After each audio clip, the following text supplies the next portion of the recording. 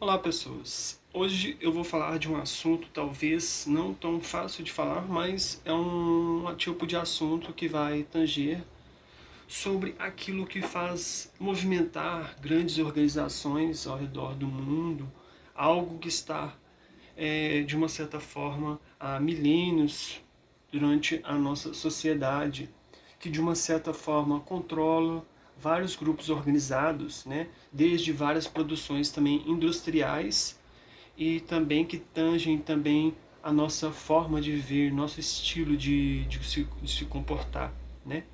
É uma transformação também do tempo, né, que faz com que a gente perceba o que está na nossa atmosfera, né? Então isso é muito importante para propriamente nos fazer a cada dia transformar em algo melhor, perceber como a tecnologia nos move, né? Mas dentro dessa atmosfera, eu quero, de uma certa forma, lhes dizer, antes de transparecer este conhecimento, que eu não sou uma pessoa que tem um doutorado, que tem uma tese em volta disso, né? Eu acho que mostrar um pouco do meu conhecimento, daquilo que eu absorvi, não só de uma certa forma em termos de interpretação de texto e como que esse mundo imagético reverbera dentro de mim, mas como eu percebo ele dentro da sociedade, como algo eficaz para nosso estilo filosófico de pensar, de viver e de entender como ser humano, como pessoa que habita neste planeta, né? A qual nós somos animais racionais e os animais são animais irracionais, né? Dentro desse procedimento a gente vai fazer entender qual que é a nossa importância na nossa transformação, no nosso progresso, percebendo o lugar onde que a gente vive, que é o Brasil, e esse estilo filosófico que eu vou dizer que de uma certa forma faz com que esses grupos organizados de uma certa forma pensam como que as suas maneiras, os seus projetos secretos que de uma certa forma controlam o mundo, né? Porque no mundo a gente pensa que tem várias coisas não só boas que fazem com que a gente com que rege o movimento, né? Mas também que de uma certa forma controla todo esse processo, né? Perante dois protocolos que são muito importantes, né? Que é o protocolo de Sião e o protocolo de Kyoto, que ambas às vezes podem se colidir, né? Gerando desde catástrofes, onde há o desvios de informações e aquele processamento de quem conta um conto aumenta um ponto, né? Propriamente, então, hoje é domingo, dia 23 de março, agora exatamente meio-dia e 11 minutos.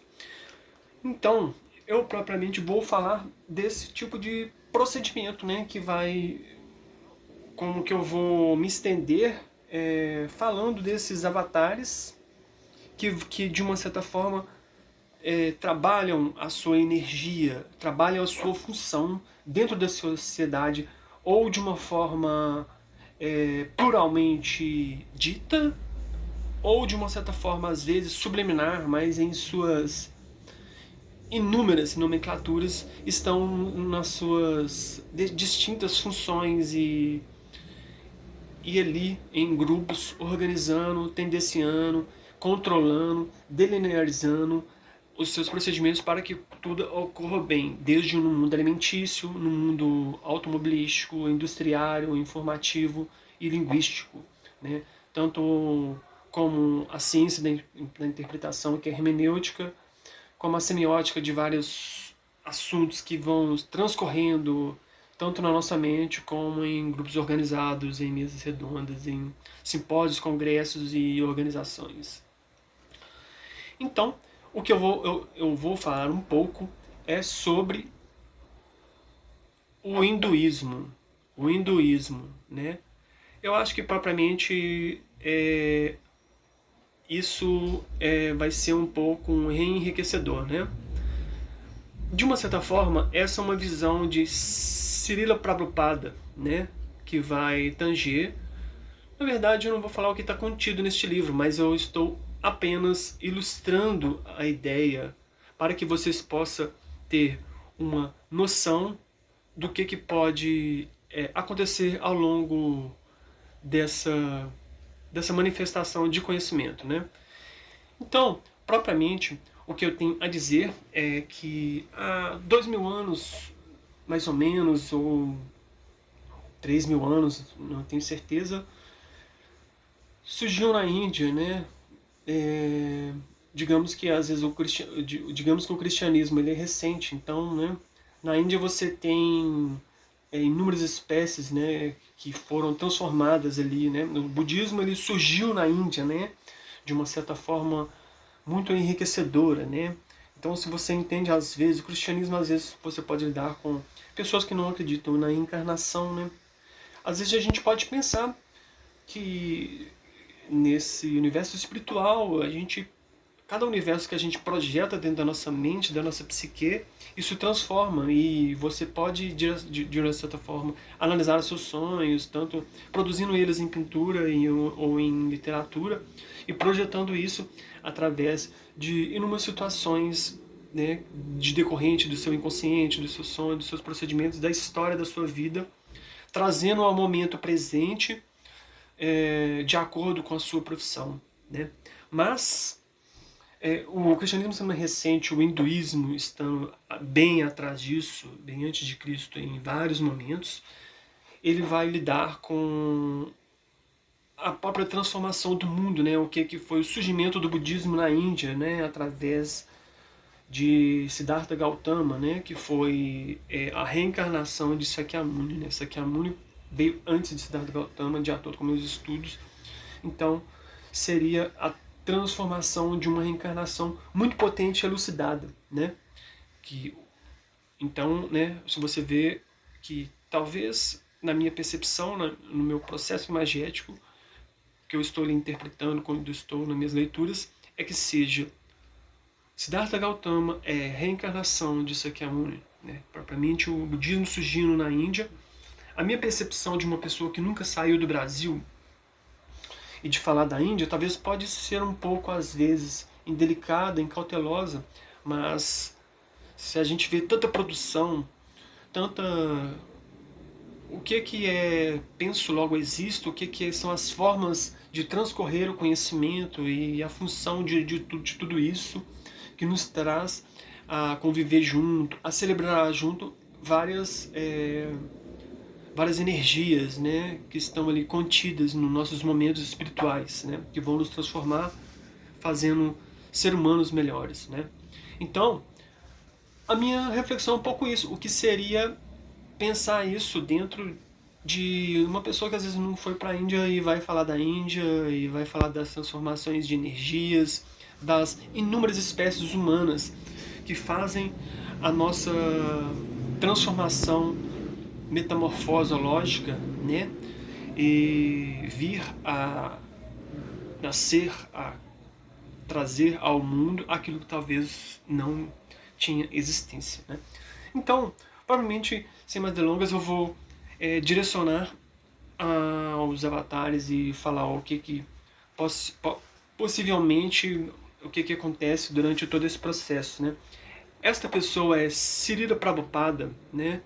Uma pessoa que às vezes veio para o Ocidente e transformou a sua linguagem, né? O seu pensamento védico, né? De acordo com a linguagem dos Vedas e dos avatares, a sua importância de Sri Krishna Chaitanya Mahaprabhu. Já falando um pouco de Sri Chaitanya Mahaprabhu, eu vou adentrar, né, a figura principal do hinduísmo é Krishna, né? Lord Krishna com sua consorte Radharani, né? Propriamente você vê uma pessoa que está ali dentro do Bhagavad Gita, transformando aquela imensa guerra num caminho onde vai lidar com o exército Brahmanes, né? Os Brahmanes, eles são o exército Brahmanes, de acordo com a Kali Yuga, né? Então a Kali Yuga, ela é como se fosse, de acordo com a minha percepção, um apocalipse hinduísta que vai estar ali, né, batalha de Kurukshetra, né? Então, Krishna é o Senhor Supremo, né?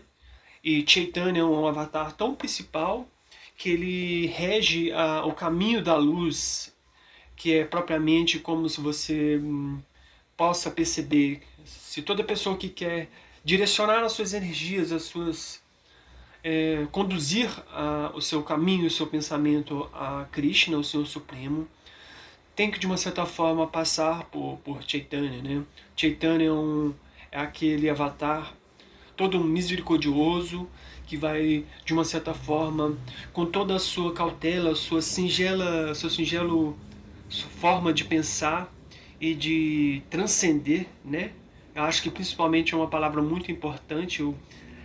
Os momentos de transcendência, eles são aonde que vai fazer nossos sentimentos se aflorarem e aquilo que a gente não consegue sozinho dentro de uma energia, de um grupo, de um cantar, de um kirtane, né? Então, naquele pensamento de uma mente suprema que vai caminhar para um ser supremo, né? Uma mente suprema caminhando para um ser supremo e através disto regendo um grupo, uma família de, de pessoas que vão estar ali, de avatares, né? Deuses e semideuses que vão que há milênios transformaram a natureza, a forma de pensar, não só na sua forma mitológica, mas transformando isso em um estilo de vida, né, desde as suas formas de se comunicar, estudar, alimentar principalmente e construir seus edifícios, construir a sua vida não só física, como espiritual também. Né? O que eu penso é que através de Chaitanya e Sri Krishna, Krishna é como se fosse um comandante na batalha de Kurukshetra, caminhando para esse desbravamento, onde que está acompanhado com Arjuna, né? Arjuna. Mas propriamente o que eu tenho a dizer é o que eu quero mais refletir neste momento também é a tríade, né? A tríade ali que vai estar de uma certa forma conduzindo esta família, transformando essas vidas, esses atos, né? Desde cada momento singelo, na alimentação da praçada, nos procedimentos da yoga e na cultura medicinal védica, né? Propriamente você vai entender que há uma tríade muito forte entre Krishna, Shiva e Vishnu. Né? Essa tríade ela forma um, um processamento meio triangular, né? Que de uma certa forma tendencia a fortificar os seus direcionamentos, né? Onde que o karma seja a lei de causa e efeito e as divisões das famílias, né?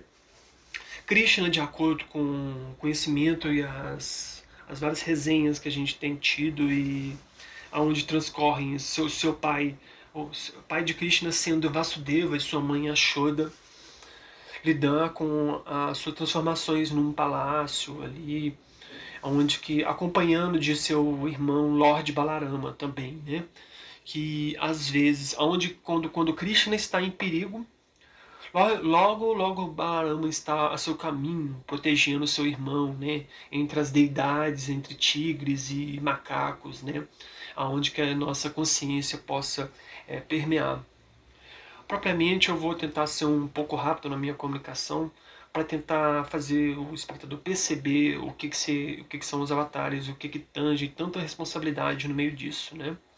Na pós-pandemia, na processamento propriamente dito na pandemia, eu tive um insight, um sonho, uma viagem astral, uma projeção astral muito forte, além das minhas operações espirituais.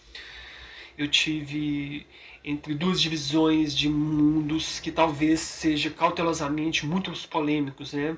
Provavelmente eu vou anunciar a minha transformação do que eu era antes da pandemia, né? Adorador de Sri Nityananda, como agora o meu pensamento direcionadamente, propriamente, direcionado reflexidamente entre várias projeções astrais durante isso, é Sri Chaitanya Mahaprabhu, né? Ao caminho do Supremo. O que eu vou falar talvez seja polêmico, né? As suas transformações do que é as suas produções, as suas responsabilidades de Sri Nityananda durante o seu procedimento, talvez seja sobre as próprias produções de cânhamo e outras coisas que eu não vou se adentrar, né? Talvez o seu mundo seja um pouco polêmico por se tratar, às vezes, na minha percepção, na minha experiência não inventiva, realística de uma lucidez, seja de uma visão muito clara da projeção astral, seja que o seu mundo não físico, o seu mundo astral seja um pouco deturpado, né? Um pouco no sentido da percepção do que seria um purgatório, né? Quando eu estava dentro desse procedimento, como se fosse propriamente num portal de energia, percebendo a divisão tênue entre duas pessoas que estavam propriamente conversando comigo neste passo, a qual um avatar estava direcionando a sua energia para o mundo de Nityananda. Essas duas pessoas, esses dois avatares, provavelmente não é Chaitanya nem Nityananda, estavam perto do portal e estavam dizendo assim, não de uma forma simplista e direta, talvez se você que está aí queira se adentrar ao mundo de Nityananda, talvez não seja fácil se fundir com tanta energia que talvez esteja dispersa, né? Provavelmente quando essas duas pessoas estavam sentadas e falando dessas duas atmosferas de planos espirituais, de Sri Chaitanya e Nityananda, diretamente a pessoa falou: se você pensar no caminho de Chaitanya, essas duas pessoas, elas não se adentraram tão claramente, tão longamente sobre esses caminhos, mas falaram, né, que o caminho de Chaitanya seria a casa de alguém, né? Então, o que eu vou dizer, propriamente pessoas, é que talvez o controle da massa, onde o controle da realidade, o controle que não é da ficção, o controle da realidade, o controle das massas, das forças armadas, da própria força que tange tanto o plano físico, o plano da superfície, como o plano aéreo, né? Shiva, né? Se você entende o que é a salvástica de Shiva, né? O controle dessa transformação que é a água, né? A água ela faz com que a gente nos alimente, mas ela faz com que ela, dependendo da sua condução filosófica das palavras, elas podem fazer estradas, destruir cidades, estradas e ruas e condomínios e todo tipo de habitação que tange as grandes cidades, né?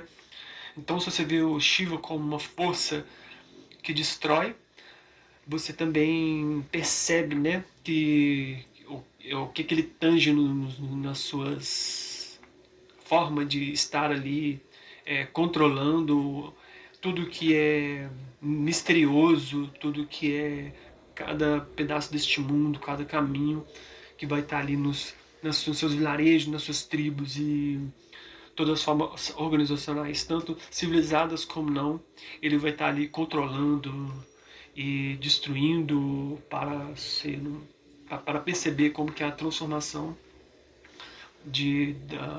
das linhagens, né, que regem o nosso mundo e faz com que a gente percebendo o nosso pertencimento a um caminho, né? Provavelmente fazendo uma comparação o que seria o universo de Shiva, né, e o universo de Vishnu, né, Vishnu Purana, né? Então, Mahadeva Shambho, que é Shiva, e Vishnu Purana, o mantenedor, né? Aquela pessoa que segura o circo, né? Então, se você vê uma pessoa que às vezes ela mantém, ela pode ser a transformação da montagem, toda a conceitualização do cinema, a própria mantenência do que são as diretrizes dos atores que estão ali protagonizando não só o mundo da mise-en-scène, mas um mundo que é conduzido de uma certa forma videológica, né, e transformando isso na tela. Talvez o que eu perceba, que eu fiquei muito nas minhas reflexões é de entender o que é Vishnu Purana e Shiva, suas diferenças, né? O que seria um cinema, um espetáculo, onde que Vishnu, né? A criação do reinado hinduísta está ali, percebendo as suas funções, né, Trídio. Quando ele está espetacularizando, né, mantendo o seu banquete, a sua praçada, né, a sua opulência junto com Kamalakshi, né, a fertilidade das produções dos mundos dos mamíferos, né, das vacas e dos bois, que façam com que a própria sociedade sobreviva, né, a sagrada, né, Gopala Deva, né, Gopala Kamalakshi, aquela transcendência da mantenência, né, das suas criações, de Ramodara, Damodara, as criações das crianças, das deidades crianças, que vão dar continuidade a esses ritos de passagem. Né? Então, nessa opulência, nesse auspicioso e audacioso, essa roda, esse karma que vai se transformando, propriamente Shiva e Vishnu tem, né, quando as cortinas de Vishnu, as cortinas de Vishnu, o palco de Vishnu, quando o show acaba, quando as pessoas direcionam suas vidas para os seus caminhos, para as suas casas, para as pessoas que estão perdidas nas estradas, procurando as razões, as suas histórias, mais às vezes não duvidosas, mas as suas incompreensões, procurando as suas compreensões das estradas perdidas, talvez é onde que Shiva vai estar, né? Se você está perdido e procurando um amigo, de uma certa forma, às vezes um caminho que não seja certo, né? Mas é como se fosse o caminho, vamos dizer que Vishnu seria o caminho do limite. Shiva seria aonde que o limite acaba. Ele vai estar lá. Talvez as formas de se confundir, as formas de se confundir não sejam evidenciadamente ruins, sejam necessárias, né? Então, se você olha para uma imagem azul, que às vezes pode ser Krishna, mas o que vai diferenciar um círculo, né, de tanta repetição de convivências entre homens e mulheres, para que os seus reinados, os seus exércitos estejam, de uma certa forma, comportamentalmente, no seu estilo de vida tranquilo de viver, de se relacionar, vão dar continuidade a uma linhagem de processamentos e leis místicas, né? Acho que leis místicas é uma forma boa de se rotular. Leis místicas vão estar ali regendo, transcendendo várias condutas, né? Então acho que propriamente Vishnu, Kamalakshi, Shiva, Parvati, Radharani, Krishna, né? Formando 6 avatares, simbolizam um equilíbrio de uma nação oriental que transforma o mundo em um pensamento transcendente em suas energias, né, sutis, que faz com que a gente perceba, né, qual que é a nossa origem, quem somos nós e para onde vamos depois deste plano físico, né? Então é isso, né? Srila Prabhupada e a sua estadia durante algum tempo no Ocidente e Krishna, né? Junto com as deidades e as gopis, né? Percebendo a sua manifestação inagualável perante a natureza humana e pessoal. Então é isso, eu despeço, enunciando uma palavra que talvez signifique que os deuses que existem em mim saúdam os deuses que existem em vocês. Namastê.